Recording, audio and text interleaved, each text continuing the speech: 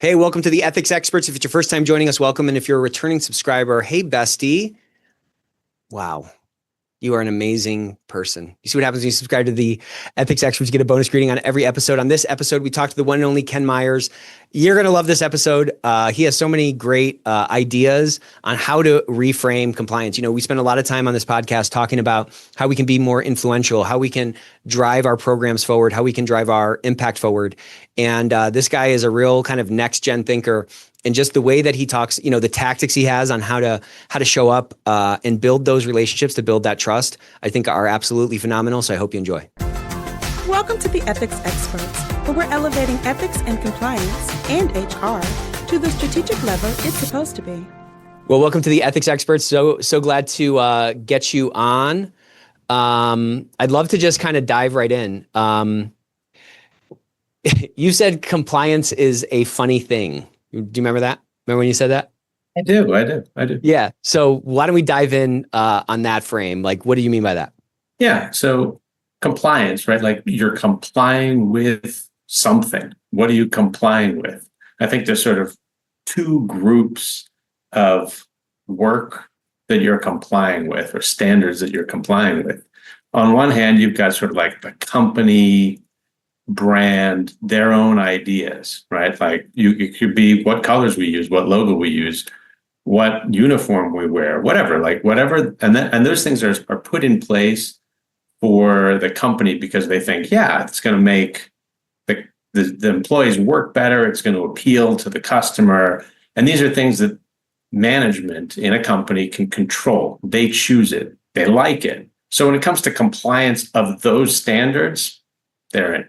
They're totally in. And then you've got these other things, you know, those regulations, those things. They're the things that you are forced to do. And no one likes being told what to do. I personally can't stand being told what to do.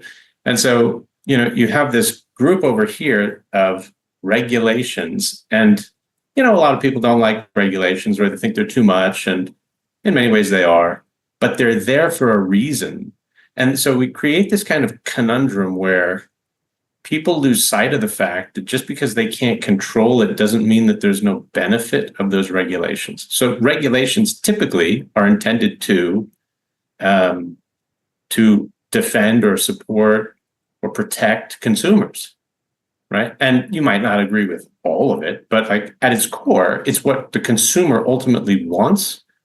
And so if you disregard or downplay that group of sort of compliance, you're missing out on what your customer actually wants. So from a business perspective, you're not looking at the holistic view of what your customer wants. And so if you then think of like compliance as a function now, not like a concept, but as a function, now compliance is not just some policing activity. Now compliance is a mechanism of making the business more appealing to the customer. It is a customer-centric idea.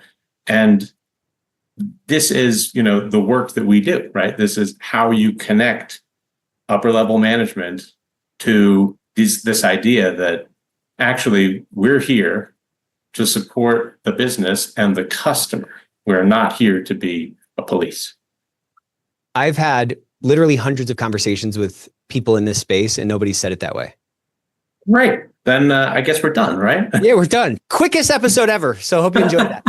No, but seriously, I mean, to your point, when we can connect, like there's a commonality between those things. Like you kind of put them into two buckets. One of like things we can just on a whim decide, and then things that are sort of like, you know, cast down upon us. But you kind of connected those, you know, you can connect those both in that those things we decide, they have some terminus, they have some intent behind it, and they have some outcome that we expect that to generate. So your brand colors, you know, back to that sort of first bucket, or your fonts that you use, like there's a policy around that. Because why? Because you want the company to show well and you don't want it to look disorganized, again, in the eyes of the consumers who are going to be buying whatever products or services that you're selling.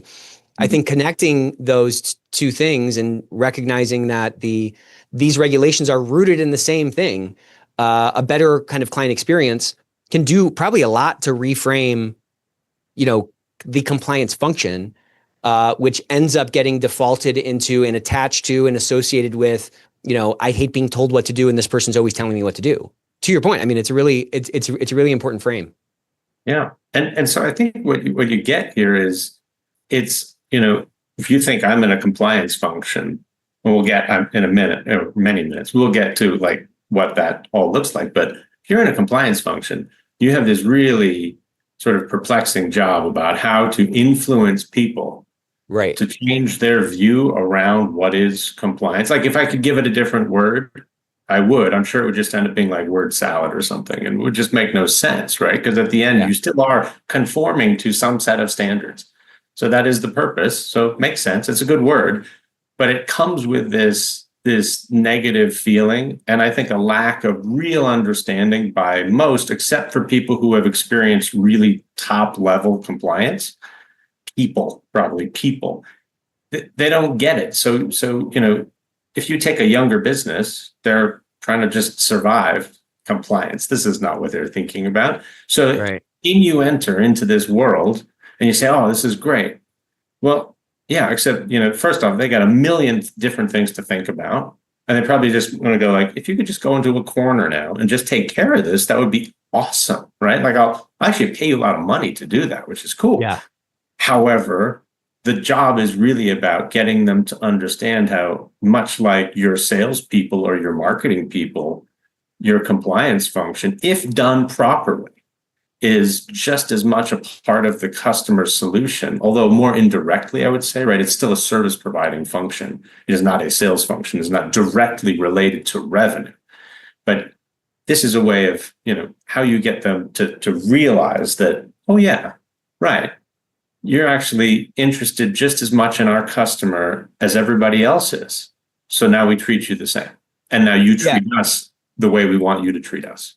Yeah, there's so much in what you just said. My gosh. I love doing these podcasts because I get so many cool things to steal. So if you hear me saying that, just know that. Steal it. Credit to you. There's no IP here. It's yours. Yeah, ideas are free. But this point you made, I think is a critical one because it's really a reframe. And like this compliance concept, not from a department perspective, but like the concept itself is really about like business quality. Like quality is a level of excellence in something. Excellence in any sort of space is like a lower error rate, right? Whether it's manufacturing or, whatever, food production, whatever, advisory services, like a low error rate corresponds to like a higher quality business.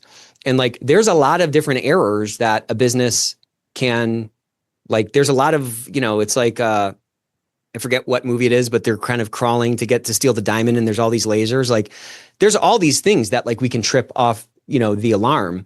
And I think when compliance now as a department or as a function is confused or not, there's confusion about its role, or to your point, it hasn't been reframed like you said, there is a lot of opportunity there's a lot less opportunity for that function to add the true value that it can add to the organization. Like it's just about professionalizing the business. It's just about driving more excellence through the business. It's about driving more process adherence and like, the mandate of like reducing fraud, waste, and abuse.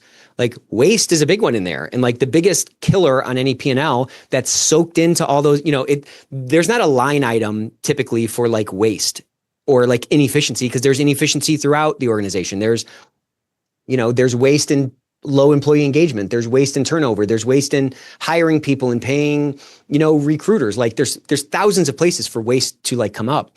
And I think if what we're saying is true, then like it should also be, if something is a cube, it should be a cube from any sort of any like vantage point.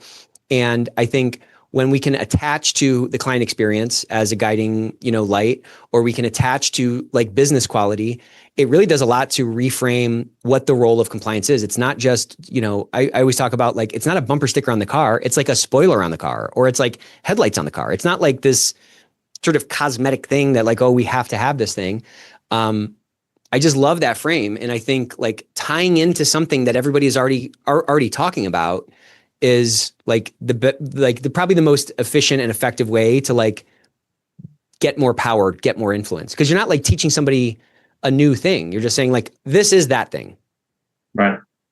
And by the way, if it's a bumper sticker on your car, you're going to get your tires slashed. So, Yeah, correct. So I come from a Great. product background of compliance, right? And so, good manufacturing practice, GMP. Well, we always turn that on its head and we'd say, it's not good manufacturing practice exactly. It's good business practice, GB. Yes. Right. And that's really what's interesting about a compliance function is that it touches on, because of the regulations more than anything else, it touches on so many areas of the business that if you have people who are good and who choose to really engage in all these things, you actually have a tremendous amount of power, actually, and 100%. control and leverage. But at the same time, you have a unique kind of almost pseudo GM kind of view of the business. Yeah. But you have to want to understand the business. And I was listening to, if you believe it or not, I was listening to your episode with Margaret McLean. Oh, yeah. Yeah. And she started talking about, I don't know her, by the way. This is not like some planned thing, right? But it was really good. And she was talking about the business background. And I have no business background. I just find it interesting. But if you don't have that business sort of inclination as a leader in this space, I don't think it's going to work. I just don't think, I think you're just then a technician. And technicians are extremely important in this space because you have to know your boundaries and you have to know black and white, right from wrong, ethics kind of things. But then for all of the gray, which is risk, right? Risk debates, risk discussions, decisions. Risk is nothing but a choice about one thing versus another thing, which is the business, right? Do they want that thing more than they want that negative outcome or, whatever it is. And so if you don't have that kind of thinking somewhere in your compliance organization, it's a tough one. It's a tough road. Yeah, it's a tough one, but you kind of said it right. There's this really unique vantage point that compliance can have, and there's this really unique impact that it can have on a business if it's, as you said, sort of done correctly. I've described it as like the circulatory system of the body. It touches all these different parts. It can deliver nutrients. It can eliminate risk. But it takes like a true integration with these different parts of the body, and like, as you were kind of thinking about that, or as you were saying that, I was thinking about imagine a personal trainer who doesn't understand the human body. They're probably not going to be that good of a personal trainer. Or imagine a personal trainer who understands the body in general, but doesn't sort of craft your program to your current limits. Growth in personal training is going to be a function of where you're at and pushing it a little bit more and breaking those muscles down and building them back stronger. And that's going to the weight you bench press is probably going to be a different weight than mine, right? Or whatever, we're all coming from these different spots. And so the best personal trainers are able to obviously understand the body, understand the complexity of it, and also understand where their client is at, and give them a program that's going to allow them to see the gains most quickly or most effectively. But it comes to to your point of knowing where that person is at. You know what I mean? And if we think that compliance is just one size fits all, and it's just you take this thing off the shelf and you just plug it in, and then we just leave so much opportunity for impact, for improvement, for driving more excellence in the business on the table. It's just totally wasted. And then we end up falling into this stereotype that so many people kind of find themselves in, where, oh, I'm apart from the business. Oh, I'm a cost center. Oh, I don't have the resources they need. Well, guess what? Nobody has the resources they need. And everybody else has to figure out a way to put the ball in the net. And I just freaking love that reframe. And I just love the way you put that. So I think what you just used the word client. And I think this is an important way of thinking about it. And it's, if you're a consultant, let's say, and you work with a company, they are very clearly your client. Yeah. And you see that world, you go, wow, okay, I have to understand where they're coming from. And right. I service them and they pay me to do this work, which is interesting because I think the same is true if you're within a company, except, when you're within a company, you think I'm an employee of this company. right? And suddenly there's more of this feeling of like, I have a right to be here. I need to be here. And that's Right. sort of true, right? Like, I mean, yeah, I think it's good that we're all here, except if you don't view your customer or your client as the one who butters your bread and really like almost empathize with where they're coming from, you're stuck, right? Like when's the Totally. last time outside of like consulting or some sort of service company, when's the last time that a compliance function directly generated revenue? I'm not Right. aware of one, right? So it's like you have people in the company who are directly there to generate revenue. And if you can't see that and you just think, I'm here to say what's right and wrong, you're not I mean, going to how be boring that. also. What's Yeah. that? And you're not, well, I'm just saying like how boring, first of all, and like, you're not going to have any impact, but like what in your client analogy, which like people throw around all the time, by the way, but to your point, like, do we really view these other departments that we're serving? Do we really view our work as serving these other departments? And do we truly view them as quote unquote clients to the same extent that, uh, a consultant is viewing, their relationship with their client as a client? Like, to maintain that relationship, what is it going to take? It's going to take you like adding value consistently, right? Like, if you bring in a fractional marketing person, they better start freaking adding some value, or I'm not going to be their client that long. You know what I'm saying? Like, I think flipping it on its head and really kind of diving into that term client, I think is very powerful as well, because it now shifts the onus on us as service providers to be servants, and to like actually add value in a consistent way, which then, to your point, requires that empathy, because we have to understand this particular client or this particular leader or this particular division in order to understand, okay, how do I thread the needle here? What is their reality? I mean, there's so many corollaries back to like the personal training thing. Like, the restrictions you put on somebody who really has a sweet tooth are going to be different than somebody who doesn't at all, right? But you might not know that right off the bat. We have to, like, to your point, empathize with them, see, to understand where they're at. And really, I think the more of that we lean into, the more the higher the odds that what we do is going to actually add value. And then, like, this branding problem that compliance has kind of starts to take care of itself. Right. And so the other thing I would add to that is when you're a consultant, your customer's different every single time. Great point. When you work with a company, you think that your customer is the same every single time, except that businesses evolve and what people in those sales and marketing and other roles are asked to do changes over time. And so they're not coming from the same perspective at all, which means you have to continuously sort of re-ask the question of who are you? What are you here? What are you trying to achieve? I see a lot of this kind of staleness where you're Totally. like, oh, I work for this company. We operate in one way. And, to be fair, like, again, if you're not in touch with the business and where it's going, and you're not keeping up with the quarterly reports and the vision, and if you're not following that, you just go, oh, well, I still work with Bill and Sue, and they're the same people, so I presume we treat them the same way this year and next year. Well, no, like, their job is dynamic, and so is ours. And so, Right. if you're going to provide that service, then you got to keep asking. And I'm sitting here going like, well, of course you do that. It's super hard, right? Like, It's totally hard. because you keep, like, you say, oh, I've got like a program around what we're trying to do and a philosophy and a way, and then all of a sudden, oh, we change it. We're going to throw it on its head, and we're going to just take risk and throw it in a totally different direction. And you go, uh-oh, right? And do I have the right people in the right place and the right process and all the systems? Like, super hard.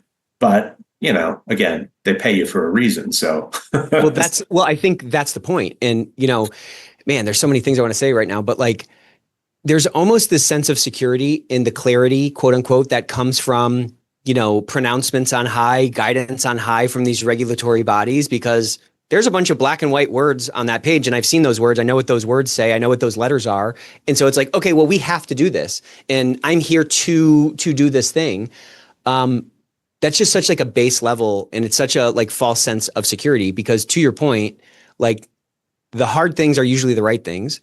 And having those relational conversations ends up creating better circumstances for us to show our value and to, really kind of de-risk the organization, right? Like that circulatory system has to be working, but it requires a different level of flexibility than can come from the etched in stone, 10 pillars of a compliance program or whatever kind of framework guys are going to, latch onto.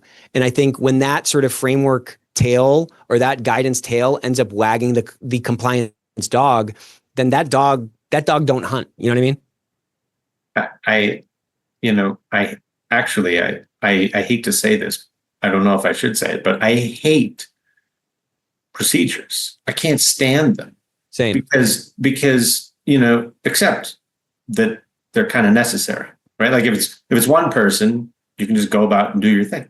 If it's 40 people and you're trying to actually get them to sort of like coalesce and align and do one thing, then procedures become important. But to your point, at some point, those procedures just become this beast. This is where Totally. bureaucracy, this word keeps coming back, and it's no longer helpful. So if you realize that you've got, procedures that are in your books for 10 years, probably doing something wrong. Yeah. And again, there's like this false sense of security that says like, oh, well, I have a procedure for that. Never mind the adherence to that procedure, right? To your point, it could have been totally different and this thing is totally stale. Yeah. And, at the core of any like procedure is some principle that we're like, okay, we need to, I read this book back in high school that I've like never forgot. It's called The McDonaldization of America. And it was about how McDonald's was able to scale so much and how we see McDonaldization across all these different businesses, right? And what McDonald's was able to get right is its ability to like replicate an experience at different locations. So like if I went to a McDonald's, now it's like if I go to McDonald's, it's going to be crappy here or there. I know it's going to be consistent. I'm kidding. But like that consistency, what did they do? Well, they had a desire to have a consistent client experience, customer experience. And so they boiled that principle down to all these different procedures and were able to replicate them. But to your point, if we're not revisiting those principles behind it, or we're not constantly talking about those principles of like client first, to your point, not only does it like allow for like the frame around compliance to get kind of dusty, it also makes it like it opens the door for the bureaucracy that you're talking about that then reinforces the stereotype that everyone is trying to like break free of. Like there's a principle behind those procedures. And if the process has actually changed, then whatever false sense of, like imagine, people do this, but like,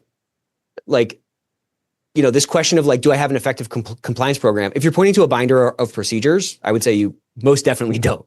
Like the effectiveness is going to show up in the quality of the business and the overall business quality and the level of excellence, the adherence to the standard of excellence that is like exists in the business, not in theory, but in reality, So you get to sort of like the people thing. That's what's on my mind now as we're talking. It's this people concept. So like people come into compliance functions. Why? Like, well, most people when they're 13, they're not thinking about compliance function. I wasn't. So, okay. So there's I was a mediocre chemist trying to get out of the lab.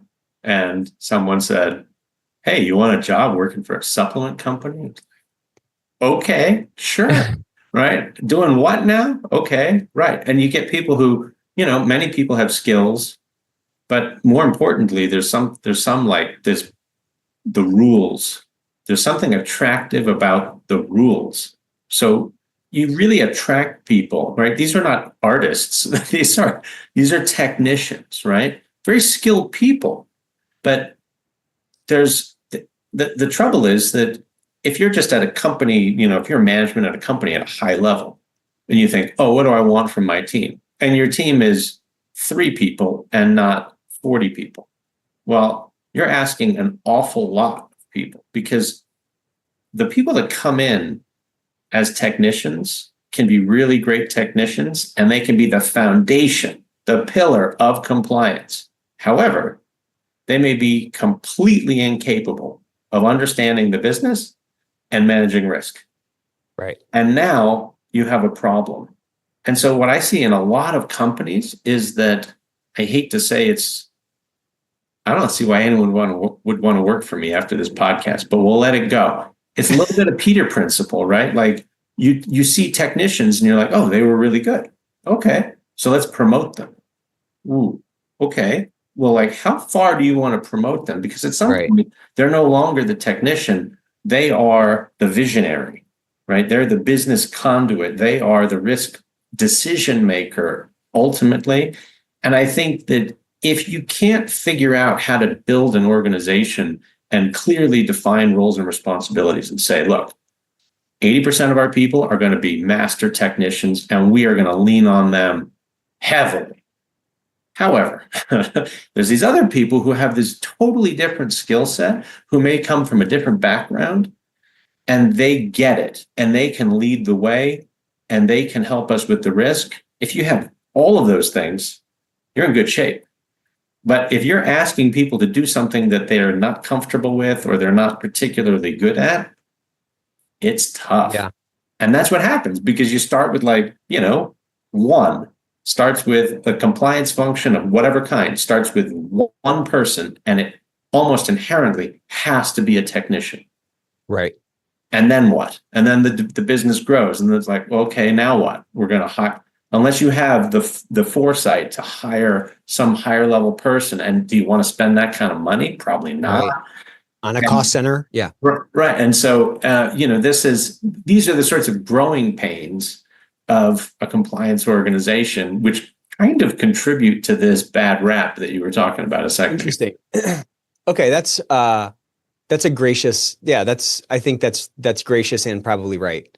But there's also, just to kind of go the other way with it, there's also a necessity to like build the skills that we don't have so you don't become that Peter. You know what I'm saying? So like maybe for the first phase, again, I'm not throwing stones at anybody here, but like for the first stage, when you're standing a program up, fine, you have to lean on that technical piece. But I'm just saying very quickly, it becomes an influence game. It becomes a human game, because like you have to get other people to follow, cool, I have this great policy book, or I just came up with these great policies and I put this training together, whatever. Like, that's not the end of it, the game. It's the start of the game. Now, like, people have to follow that, and people have to, like, the behaviors have to change. So like, I find that those of us in these guardian positions that lean too heavily into our preferences, are maybe natural preferences, and aren't looking for opportunities to like expand our quote unquote skill set by getting better at some of these other things. That's where I think a lot of the stagnation comes from, because like, if we're not at the same time understanding the regulations, but also understanding the people, whether that's like reading about behavioral science or reading about influence or like any of these other, mobilizing sort of areas of focus, then we're going to have a great set of rules that like no one's going to follow.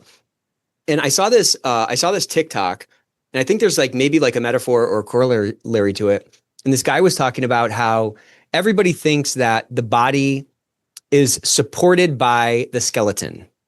And he said, that's not actually how it works. The body is, that skeleton, I'm going to botch this, but like the skeleton is a supportive structure, but the skeleton is floating in the fascia.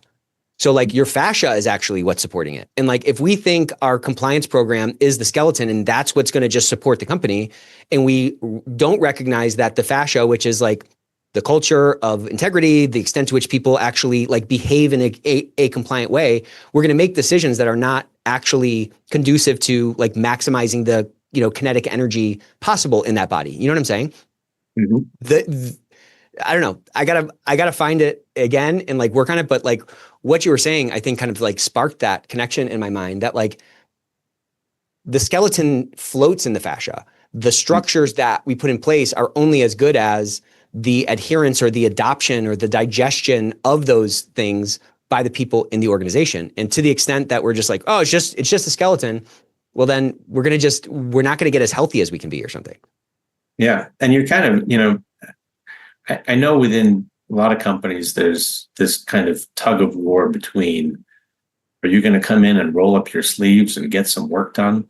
Or are you a leader? And the truth is, kind of to your point, you need to be both. 100%. Because otherwise you're going to miss those new cues. You're not going to be effective. And that's, I think, talking to the stagnation piece that you're getting at.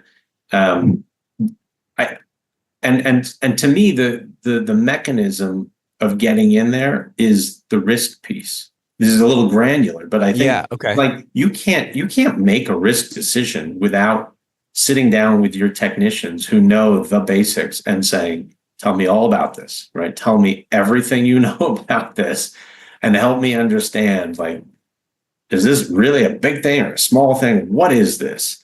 And you learn, I do anyway, like a ton talking to people who otherwise are left to do their job every day. And, I stay away and let them, that's great. But this is definitely a way. I mean, if you're managing risk and you're not talking to those people, something's funny. Totally. But I think there's definitely a way to keep yourself kind of in those details, but slightly adjacent to them, maybe. Yeah, but I mean, to your point, like you got to know the ship, and like some ships can't go through that big of a storm, so you got to sail around it. But like if you're not on the deck hearing how it creaks, and you don't really know the ship, then how are you ever going to like help navigate that through? In the best way possible. I mean, there's so many, and there's this other thing, and I'm, maybe I'm like, maybe I'm being a little less than gracious, let's say, but there's this thing that I've kind of encountered multiple times. And I don't know what it's rooted in, but like everyone's an idiot, but me. Maybe that's just how I look at the world. I'm kidding. But like most people are not like bad actors. Most people are not like trying to figure out a way around like the rules that we're putting in place. Most people are trying to, put food on their table. They're trying to do a good job.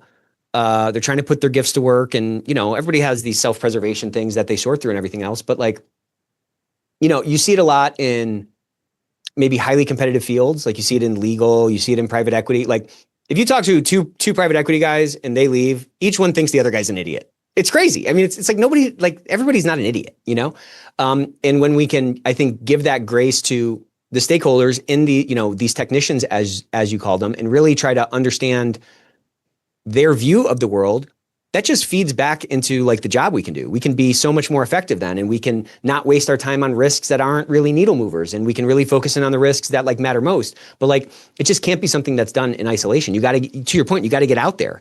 You got to have that yin to the yang. You know what I mean? Yeah, I completely agree.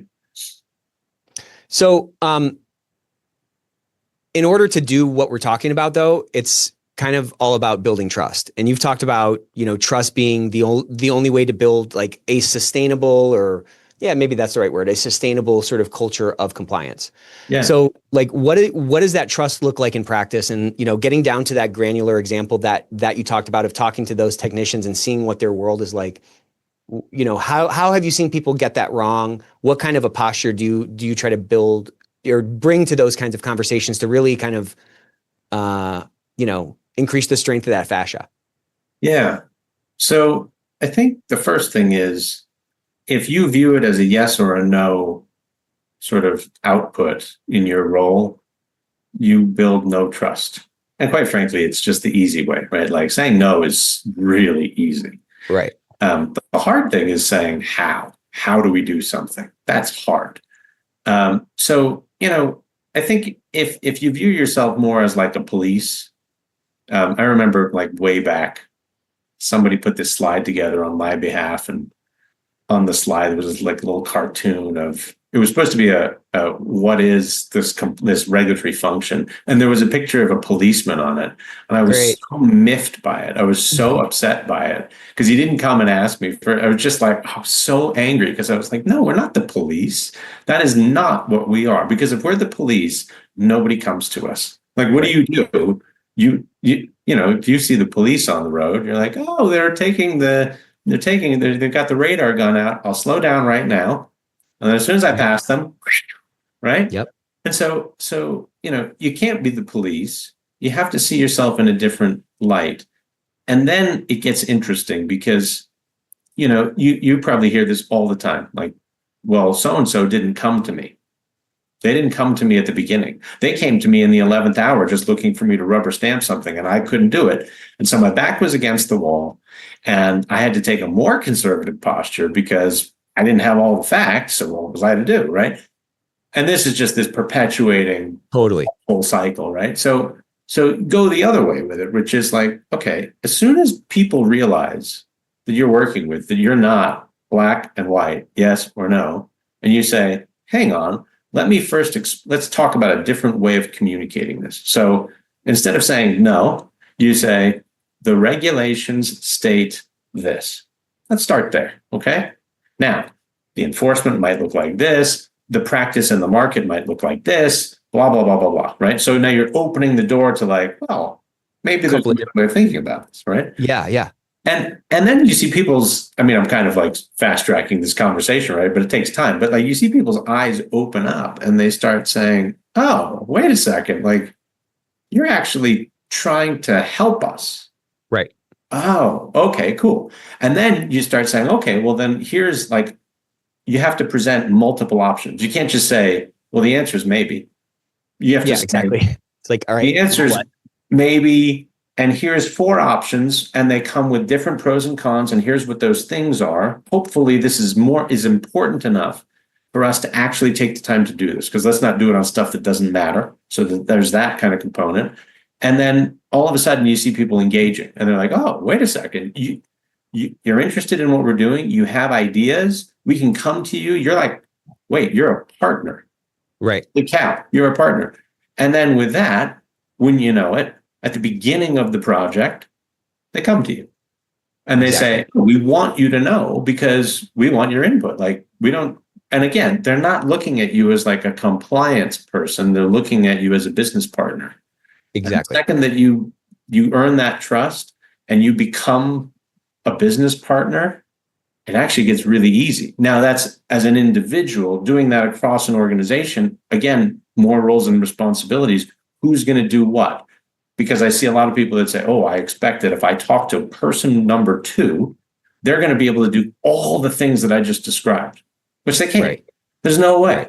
Right. And so like you have to educate everyone internal to your function and external to your function to say, you go to these people for this. And when it's this, you escalate but don't worry, we've got your back. And it's the hardest thing in the world. And yet it took me 2 minutes to explain it because it's so simple. Right. So simple. Well, and also, if you think about someone complaining that they're not brought in until the 11th hour, that to me is always rooted in like a fixed mindset.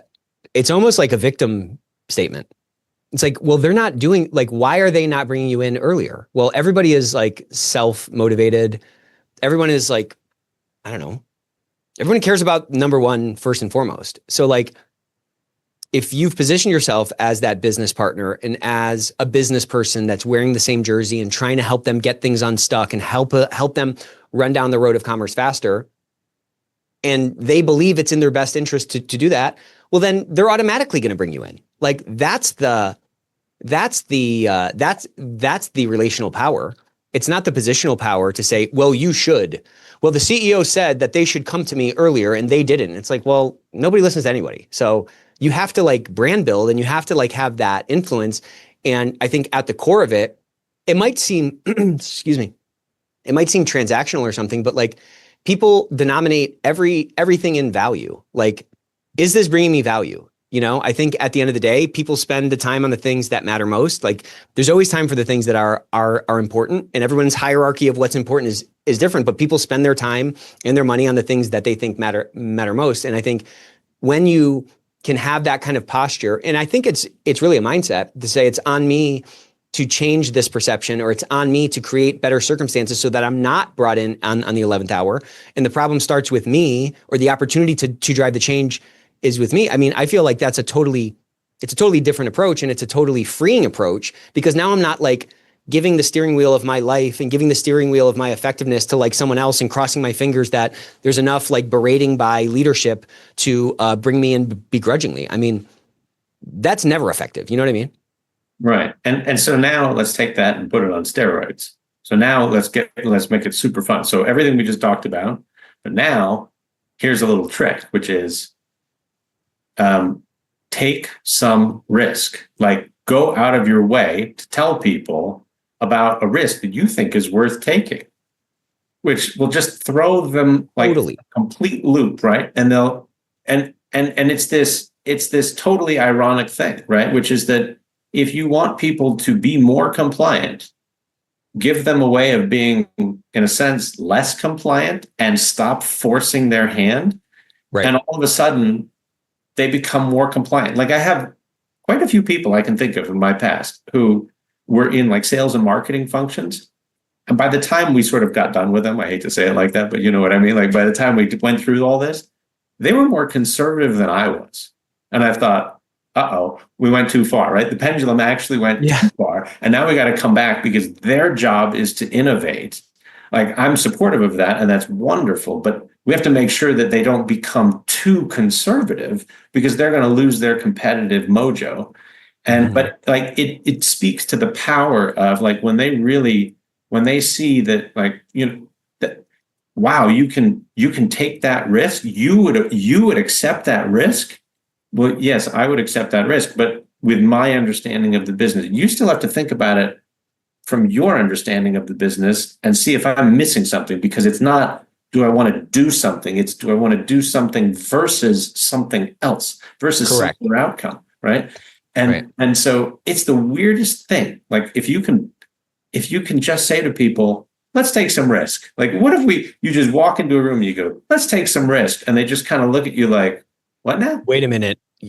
Who are you?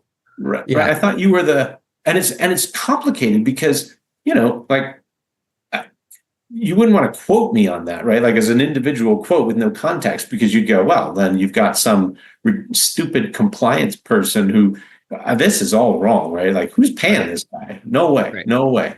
But it works. And then you can bring it back, and you just have to keep that pendulum kind of flowing. Again, it's this like constant evolution.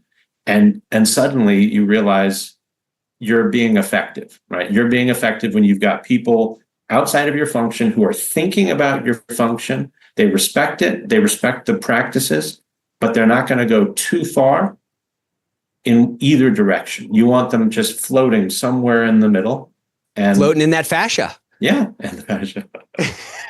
I got to find the clip and send it to you. But you know, what you kind of just described is, like, we have to show up as business people, and that's what people are doing all the time. Like, there's very rarely a very clear answer. You know, we're kind of walking backwards through life. Like, we can't see what we're walking towards because we can't see the future. And I think when we can show up in that kind of a way, it really helps them to see that, hey, I'm like you. And like, the key to influence, I think, is two things. You like me and you are like me. It's like those two things. If we can bring those two things to the interactions, I think we can totally fast forward the influence game. And you can do a lot to like break. I mean, what you're talking about is like a pattern interrupt. It is like the most powerful thing. I talk about it like daily. Like, a pattern interrupt, you know, if we're selling and you expect, you know, you expect a form email, and I send an email that's clearly not a form email, that's clearly to you, that's an interrupt of the pattern. If you expect me to show up as a jerk and I show up with a lot of humility, that's a pattern interrupt. And those pattern interrupts have make a disproportionate impact on the minds of the people that, like, you know, we're talking to. You know, you can watch an entire, you know, I don't know, like, you can watch a movie, or like, I can think back to a movie that I've watched. I can't even remember what the movie is, but I remember that like the projector in the movie theater messed up. Like, I remember that moment. That's a clear pattern interrupt. So like, there's so much power to like hack the human minds that we're trying to influence. And there's so much opportunity to show up like a business person. Like, if every other person we're trying to influence is a business person, meaning they don't have clear, you know, the course of action is not clear. You have to make, you know, real-time decisions in a changing landscape of risk and opportunities and all that kind of stuff. The worst thing we can do is show up with our binder of like regulations and say, well, it's, you know, it's my way or the highway, or it's yes or no, or it's black and white, as you said. Like, why do people struggle with that? Because I mean, you just described it in 2 minutes. Is it just a competing priorities thing? Is it the security that comes from the clarity that a plan presents to us, and we sort of personalities that are highly conscientious and value sort of stability oversample into the space? Like, what do you think the thing is? I still go back mostly, not entirely, but mostly to personalities. Yeah. And so, like, I don't know if you've ever done this, but there's something called the color code, which talks about people's motivations, not like where they are today, but motivations, which are supposed to be consistent through life. And you have like, fun seeking, power seeking, do good people, and then these sort of like neutral, make everyone happy kind of people. And I think you often find do-gooders who get into compliance because it's a good thing to do, right? And and they sort of often are the ones who have that technical background that would make them qualified to do the role.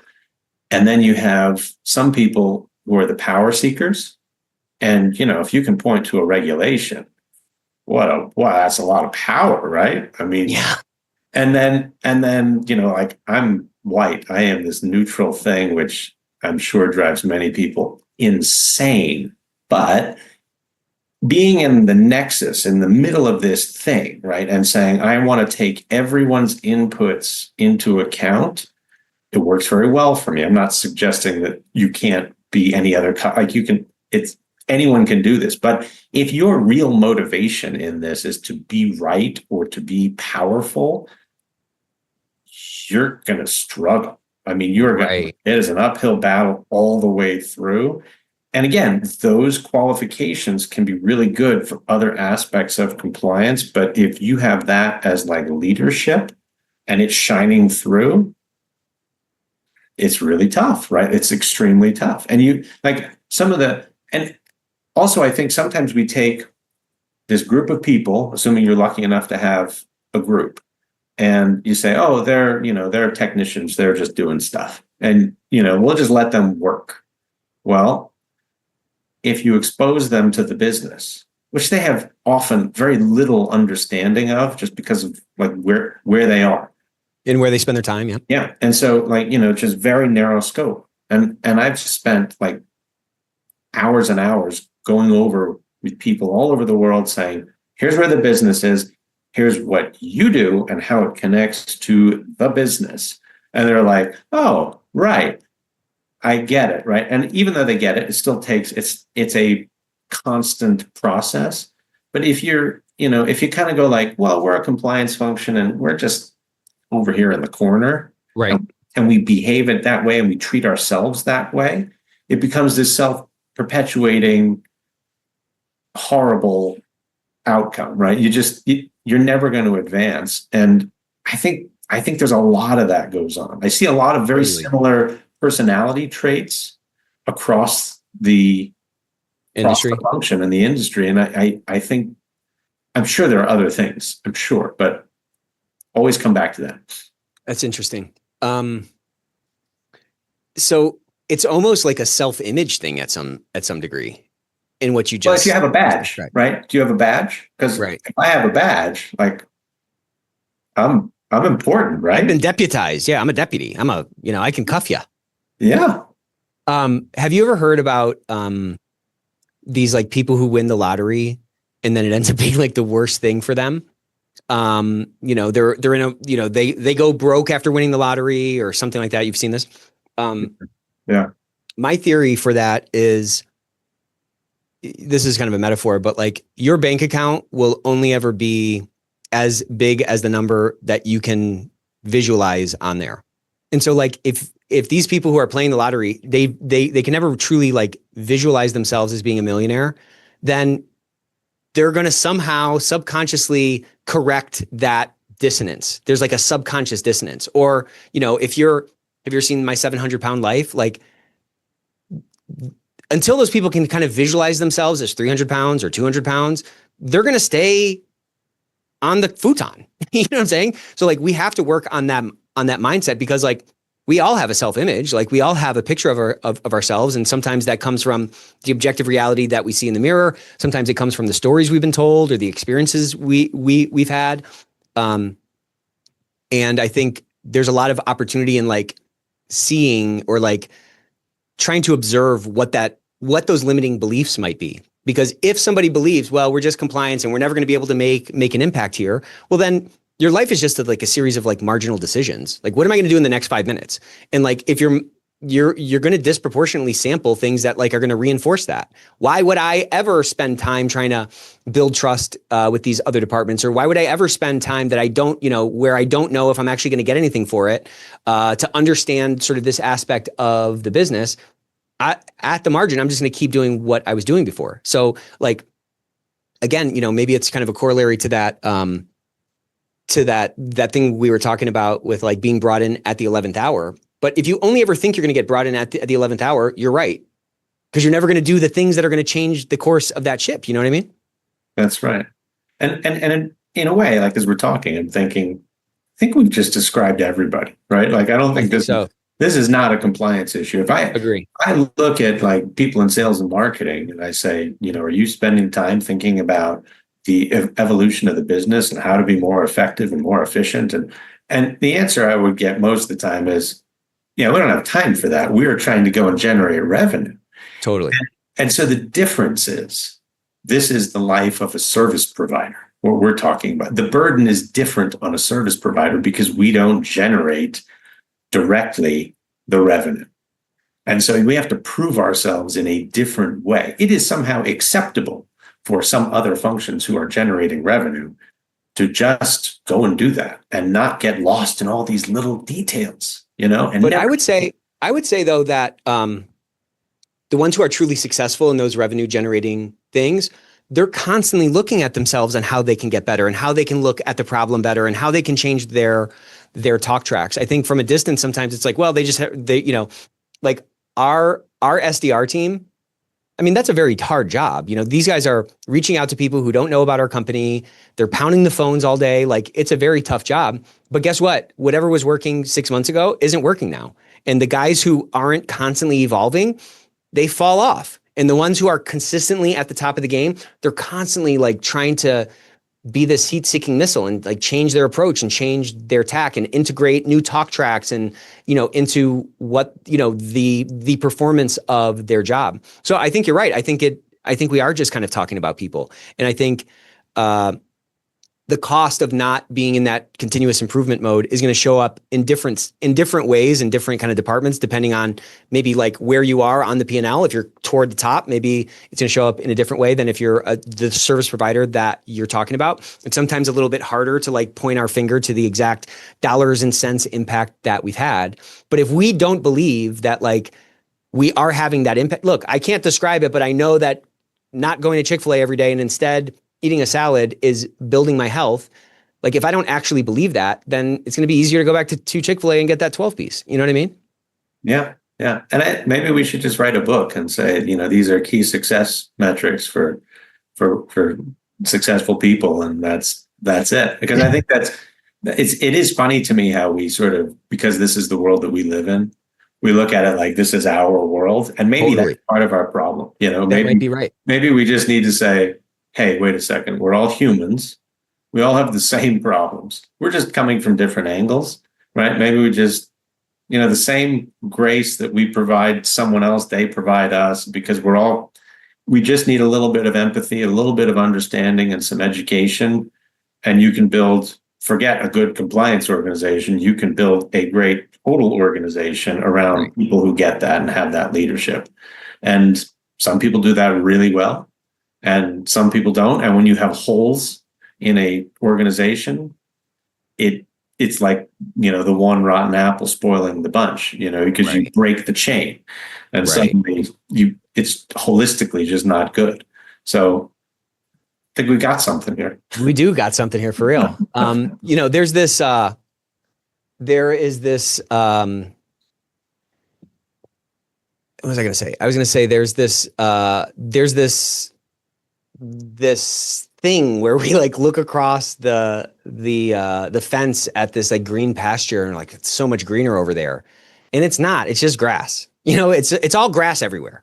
And I think if we think, and I think the reason I'm so excited about this space and this this industry is, I mean, it's such an interesting mix of all these different things. You have to be a leader, you have to be influential, you have to be technical, you have to know the business, you have to be a business person. Like, there's so many things that you have to get right to be really, effective in this role. And we're kind of at this like adolescent stage of our industry and of our functions. You know what I'm saying? It's like, there's so much opportunity. There's, the innovations that are available in terms of how we show up and how we frame ourselves to the business can have absolutely transformative effects on the business and on the bottom line. But it just takes some of these frameworks. So that's the intro. People need to read our book. That's our forthcoming book. We have the foreword all sorted out now. We just have to write the book. Exactly.